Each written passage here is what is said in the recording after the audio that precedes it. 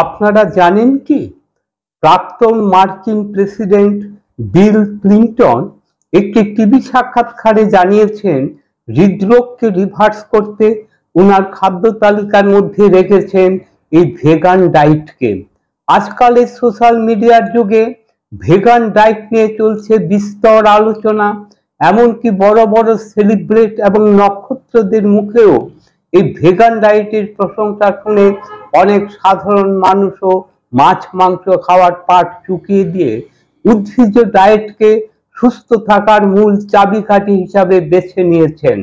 এখন প্রশ্ন হলো, সত্যিই কি সুস্থ থাকতে মাছ মাংস খাওয়া ছেড়ে দিয়ে ভেগান ডায়েট করা উচিত? কেন উচিত? কেন প্রাণীজ প্রোটিন থেকে উদ্ভিজ্জ প্রোটিন আমাদের স্বাস্থ্যের পক্ষে অনেক অনেক বেশি কার্যকরী এবং উপকারী?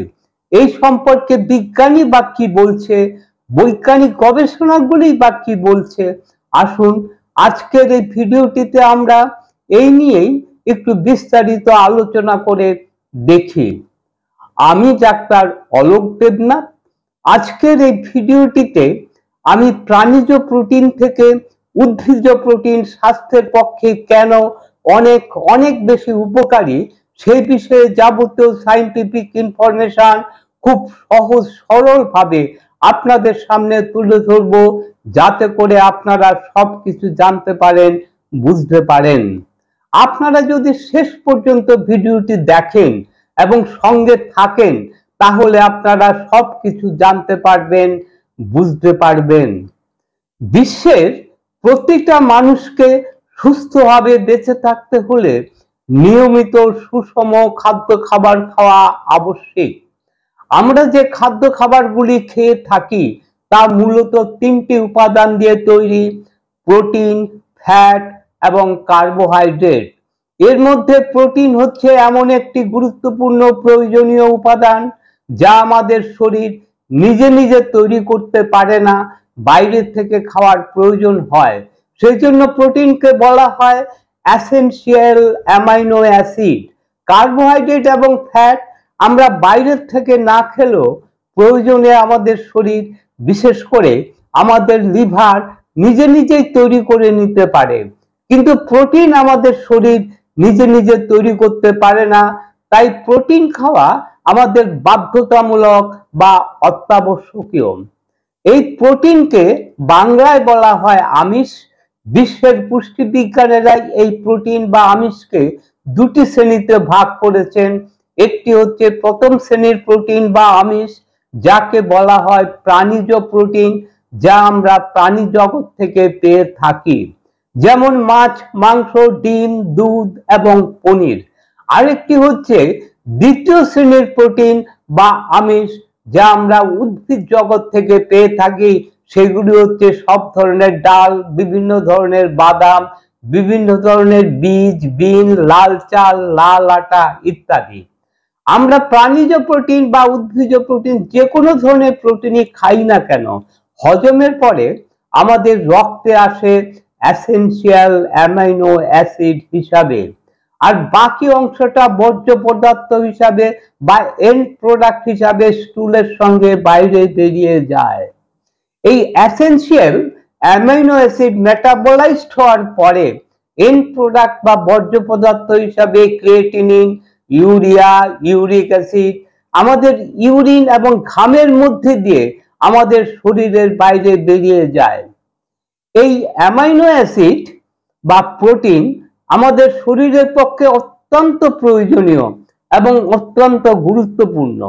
এই প্রোটিন আমাদের শরীরের বিল্ডিং ব্লক তৈরি করতে কাজে লাগে, শরীরের সেল বা কোষ তৈরিতে ব্যবহার হয়, আমাদের মাংসপেশি তৈরিতে কাজে লাগে, হরমোন, এনজাইম এবং আমাদের শরীরের নানান মেটাবলিক কাজে ব্যবহার হয়ে থাকে। বিজ্ঞানীরা বলছেন মানবদেহে প্রায় 22 ধরনের অ্যামাইনো অ্যাসিড আছে। আবার বিজ্ঞানীরা এই 22 ধরনের অ্যামাইনো অ্যাসিডকে দুই ভাগে ভাগ করেছেন। একটি হচ্ছে এসেনশিয়াল অ্যামাইনো অ্যাসিড, আরেকটি হচ্ছে নন এসেনশিয়াল অ্যামাইনো অ্যাসিড। এই 22টি অ্যামাইনো অ্যাসিডের মধ্যে 9টি অ্যামাইনো অ্যাসিডকে বিজ্ঞানীরা বলছেন এসেনশিয়াল অ্যামাইনো অ্যাসিড, আর বাকি 13টি অ্যামাইনো অ্যাসিডকে তারা বলছেন নন এসেনশিয়াল অ্যামাইনো অ্যাসিড। কেন বিজ্ঞানীরা এই 13টি অ্যামাইনো অ্যাসিডকে নন এসেনশিয়াল অ্যামাইনো অ্যাসিড বলছেন?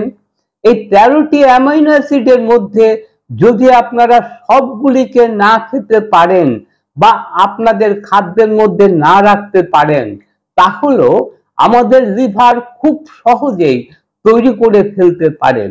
তাই নন এসেনশিয়াল অ্যামাইনো অ্যাসিড নিয়ে আমাদের চিন্তার কিছু নেই। এই মুশকিল আসানে কাজটি করে দেয় আমাদের লিভার। এই 9টি এসেনশিয়াল অ্যামাইনো অ্যাসিডের মধ্যে 3টি হচ্ছে আমাদের শরীরের পক্ষে অতীব গুরুত্বপূর্ণ এবং প্রয়োজনীয়। 1 নম্বর হচ্ছে লাইসিন, 2 নম্বর হচ্ছে ট্রিপ্টোফান, 3 নম্বর হচ্ছে মেথিওনিন। এই 9টি এসেনশিয়াল অ্যামাইনো অ্যাসিড কোথায় পাওয়া যায়? কোথা থেকে আমরা পেয়ে থাকি? এই 9টি অ্যামাইনো অ্যাসিড পাওয়া যায় মাছ, মাংস, ডিম, দুধ এবং পনিরের মধ্যে। গত শতাব্দী থেকে বিজ্ঞানীরা জোর দিয়ে বলে আসছেন আমাদের সুস্থভাবে বেঁচে থাকতে হলে প্রতিদিনের খাদ্য তালিকার মধ্যে আপনাদের অবশ্যই রাখতে হবে প্রাণীজ প্রোটিন, মাছ, মাংস, ডিম, দুধ এবং পনিরকে।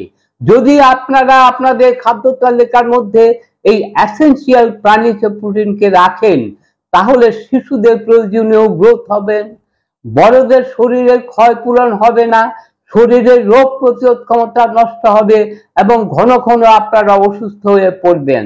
বিজ্ঞানীদের নির্দেশ মতো আমরা প্রতিদিন এই প্রাণীজ প্রোটিন, মাছ, মাংস, দুধ, ডিম ইত্যাদি খাচ্ছি। এমনকি অনেকেই প্রতিদিন এই 4 ধরনের প্রাণীজ প্রোটিনও খেয়ে থাকেন। এত কিছু খাওয়ার পরেও কি আমরা সুস্থ আছি? এখন তো ডায়াবেটিস থেকে শুরু করে ফ্যাটি লিভার, হৃদরোগ, ক্রনিক কিডনি ডিজিজের মতন মেটাবলিক ডিসঅর্ডার আমাদের সমাজে মহামারীর মতন ছড়িয়ে পড়ছে। কেন এমনটা হচ্ছে? বিজ্ঞানীদের কথা মতো এটা তো হওয়ার কথা নয়। তাহলে পিছনে আসল কারণটা কি? আবার এর বিপরীত চিত্রটাও আছে।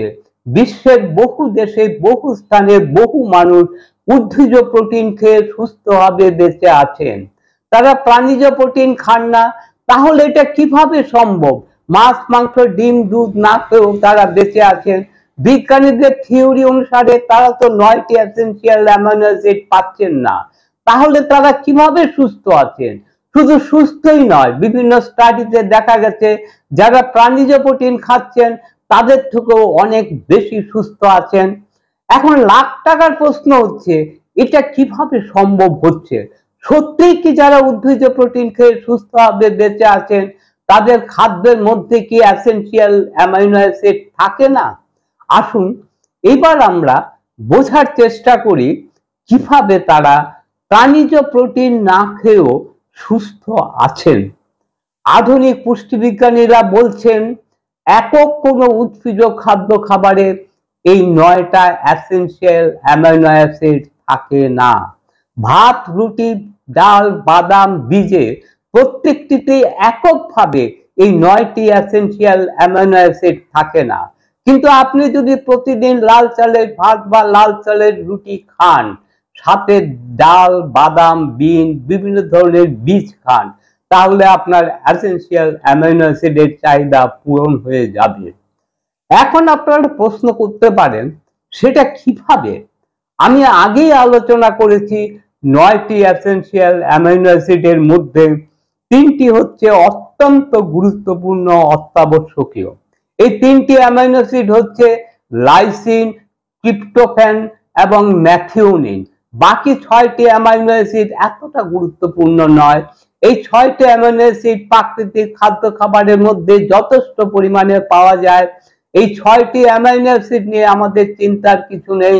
আমাদের চিন্তা হচ্ছে এই 3টি গুরুত্বপূর্ণ এসেনশিয়াল অ্যামাইনো অ্যাসিডকে নিয়ে। এই 3টি এসেনশিয়াল গুরুত্বপূর্ণ অ্যামাইনো অ্যাসিড পর্যাপ্ত পরিমাণে থাকে মাছ, মাংস, ডিম এবং দুধে। পাশাপাশি আপনি যখন লাল চালের ভাত বা লাল আটার রুটি খাবেন, এই লাল চালের ভাত বা লাল আটার রুটির মধ্যে পর্যাপ্ত পরিমাণে থাকে ট্রিপ্টোফ্যান এবং ম্যাথিওনিন, আর লাইসিন থাকে খুব সামান্য পরিমাণে। আবার আপনি যখন মটরশুঁটি, সয়াবিন ইত্যাদি খাবেন, এর মধ্যে পর্যাপ্ত পরিমাণে থাকে লাইসিন আর অল্প মাত্রায় থাকে ট্রিপ্টোফ্যান এবং ম্যাথিওনিন। আবার আপনি যদি লাল চালের ভাত, লাল আটার রুটির সঙ্গে বিভিন্ন ধরনের বিন জাতীয় খাদ্য খাবার, মটরশুঁটি, সয়াবিন, বিভিন্ন ধরনের বাদাম, বিভিন্ন ধরনের বীজ খান, তাহলে আপনারা খুব সহজেই এই 9টি এসেনশিয়াল অ্যামিনো অ্যাসিড পেয়ে যাবেন। বন্ধুরা, আপনারা এই জায়গাটা একটু মন দিয়ে শুনবেন। আমি আবার রিপিট করছি, আপনারা যদি উদ্ভিদ জগৎ থেকে পাওয়া খাদ্য খাবারগুলিকে এককভাবে না খেয়ে সবগুলিকে মিশিয়ে খান, তাহলে আপনারা খুব সহজেই আপনাদের শরীরের পক্ষে প্রয়োজনীয় সব ধরনের এসেনশিয়াল অ্যামিনো অ্যাসিড গুলিকে পেয়ে যাবেন। প্রাণী জগৎ থেকে এবং উদ্ভিদ জগৎ থেকে আমরা যে এসেনশিয়াল অ্যামিনো অ্যাসিড গুলি পেয়ে থাকি, এর মধ্যে গুণগতভাবে কোনো পার্থক্য নেই, বরঞ্চ গবেষকরা বলছেন কোনো কোনো ক্ষেত্রে প্রাণীজ প্রোটিন থেকে উদ্ভিজ প্রোটিন অনেক অনেক বেশি উপকারী এবং কার্যকরী। রেড মিটের মধ্যে থাকে কোলেস্টেরল এবং স্যাচুরেটেড ফ্যাটস। বিশ্বের হৃদরোগ বিশেষজ্ঞরা বলছেন প্রাণীজ প্রোটিন আমাদের শরীরে দুইভাবে ক্ষতিগ্রস্ত করে থাকে। এক, আপনি যখন রেড মিট খাচ্ছেন, অর্থাৎ গরুর মাংস, খাসির মাংস, শুয়োরের মাংস ইত্যাদি খাচ্ছেন, তখন রেড মিটে থাকা কোলেস্টেরল আমাদের রক্তের কোলেস্টেরলকে বাড়ানোর মধ্যে দিয়ে আমাদের হৃদরোগ, রক্তচাপের ঝুঁকিকেও বাড়িয়ে দেয়। দুই, রেড মিটে থাকা স্যাচুরেটেড ফ্যাট যখন আমাদের লিভারে প্রবেশ করছে, আমাদের লিভার অনায়াসে এই স্যাচুরেটেড ফ্যাট থেকে কোলেস্টেরল তৈরি করে আমাদের রক্তের কোলেস্টেরলের পরিমাণ বাড়িয়ে দেয়, যা আমাদের হৃদরোগ এবং উচ্চ রক্তচাপের প্রধান কারণ। এখন লাখ টাকার প্রশ্ন হচ্ছে, আমাদের সুস্থ থাকতে কোন ধরনের খাদ্য খাবার খাওয়া উচিত, ভেজ না নন ভেজ? বাংলায় একটা কথা আছে, নিরামিষ না আমিষ, এই নিয়েও আছে অনেক দ্বন্দ্ব, অনেক মতভেদ। আচ্ছা, আপনারা বলুন তো, প্রাণী জগৎ থেকে আসা দুধ, দই, পনির ভেজ না নন ভেজ? আবার উদ্ভিদ জগৎ থেকে আসা পেঁয়াজ, রসুন ভেজ না নন ভেজ? আপনাদের মধ্যে অনেকেই প্রাণী জগৎ থেকে পাওয়া দুধ, দই এবং পনিরকে নিরামিষ বলে থাকে, আবার উদ্ভিদ জগৎ থেকে পাওয়া পেঁয়াজ, রসুনকে নন ভেজ বা আমিষ বলে থাকে। আপনারা কি মনে করেন? দয়া করে আপনারা কমেন্টস করে জানাবেন। বিশ্বের পুষ্টিবিজ্ঞানীদের ভাষায় উদ্ভিদ জগৎ থেকে আসা খাদ্য খাবারকে বলা হয় ভেগান ডায়েট। প্রাণী জগৎ থেকে পাওয়া কোনো খাদ্য খাবারকেই তারা তাদের খাদ্য তালিকার মধ্যে রাখেন না। আবার এই ভেগান ডায়েটকে বলা হয় থেরাপিউটিক ডায়েট। অর্থাৎ বিভিন্ন রোগ সারাতে, বিভিন্ন রোগ থেকে বাঁচতে বিশ্বের পুষ্টিবিজ্ঞানীরা বর্তমানে এই ভেগান ডায়েটের কথা বলে থাকেন। আবার আপনারা যদি অ্যানথ্রোপোলজি বা নৃবিজ্ঞানের দিকে তাকান, তাহলে আপনারা দেখতে পাবেন প্রাকৃতিকভাবে, জিনগতভাবে মানবদেহের অন্ত্রের গঠন এবং মানুষের দাঁতের গঠন অনুযায়ী মানুষ মূলত তৃণভোজী প্রাণী।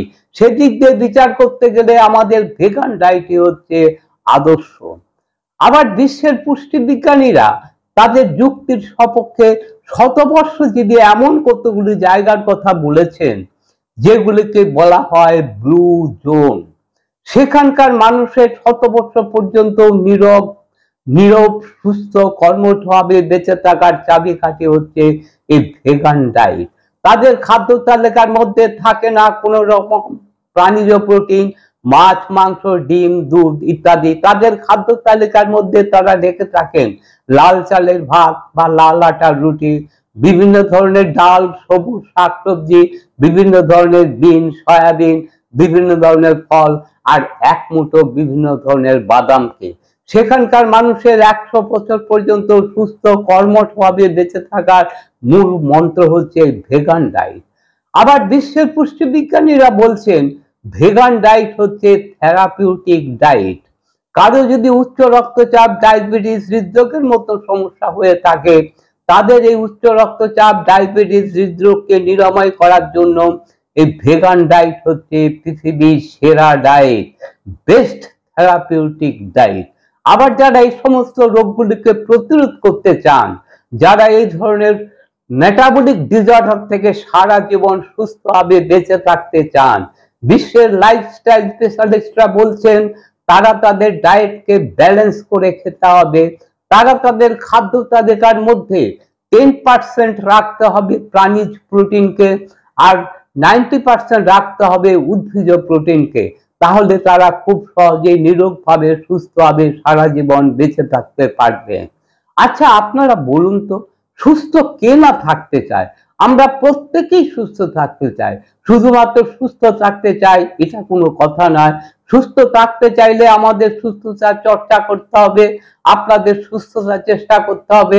আপনাদের প্রতিদিনের খাদ্য তালিকার মধ্যে অবশ্যই রাখতে হবে বেশিরভাগ উদ্ভিজ প্রোটিনকে, আর চেষ্টা করতে হবে যতটা কম রাখা যায় প্রাণীজ প্রোটিনকে।